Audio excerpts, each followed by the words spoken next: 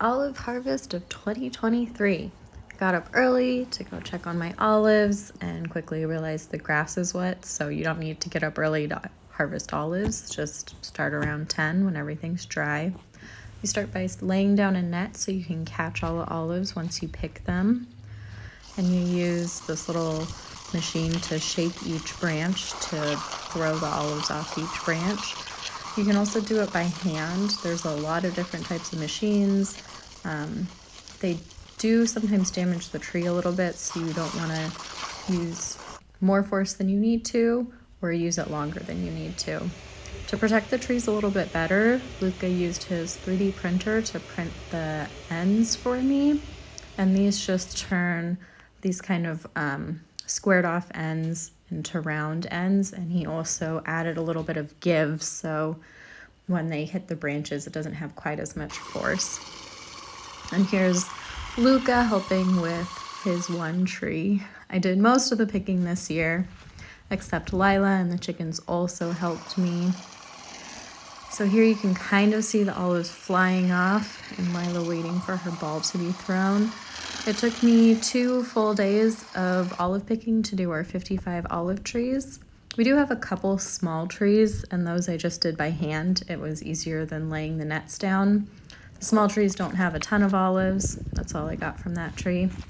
This is a regular sized tree, one of our better ones, and we got this many olives, leaves mixed in. This year wasn't that great. We only ended up with about 13 liters of oil. That's all my olives from the first day. Usually our olives should get us, one neighbor told us 30 liters of oil. Another one told us about 50.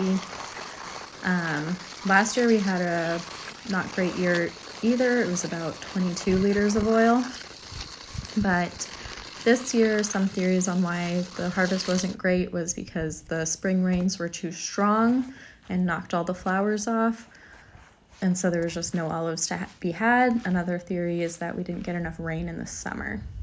But here I'm just trying to slow down and show you where the olives fall, pretty much everywhere on the net with leaves. So that's why you lay down that big net to catch all the olives. You can drag it around and do a couple trees and then collect them all into those baskets. This is my very last tree at the end, sunset of the second day. And this is the reason we actually bought a house with olive trees, so that Lila could run around. The olives was just an extra bonus for us. Once you have all of your olives picked, you have to take all those leaves out of them. It doesn't have to be perfect, but you don't want this many leaves and twigs in there. You do get charged by weight to press the olives, so it's better to have less non-olive stuff in your olives. Our neighbor let us borrow his sorting table so we could get the leaves out of the olives. A lot of leaves fall through and it makes it easy to pick them out. This took me a couple hours. Luca helped for a little bit and then I did the rest. Those were all our olives. Olives are all different colors. The green are less ripe, but they all make oil just fine. And then we packed up all our olives the third day to take them to get pressed. You want to press the olives within 72 hours of picking them is best. 48 hours is great. Our olives weighed 120 kilograms altogether. And now we're starting the pressing process. So we dump them in this giant bin, and then they get sorted up this little magic conveyor belt. And don't touch this guy's broom. A lot of people try to touch his broom, but only the owner is allowed to touch that broom. The olives get washed, leaves and twigs and stuff get sorted out, big sticks get caught here. The olives get ground up somewhere in this process. This is the factory where we got them pressed. Then they sit in this churning machine for about half an hour to grind them up and get all the oils out.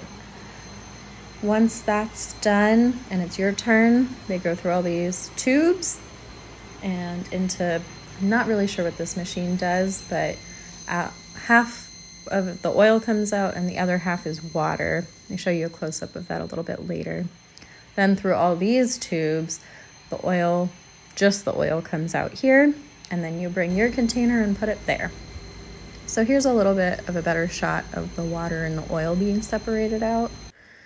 And that's our end weight, only 18 kilograms, and that is with that big container. So was it worth it? 18 kilograms with the container is about 13 liters of oil. That's more than enough for just us. It tastes good. This year's flavor was very smooth compared to last year. It was pretty spicy last year. It's a lot of fun to harvest your own olives. The real reason we got this olive field was for Lila, and she loves it.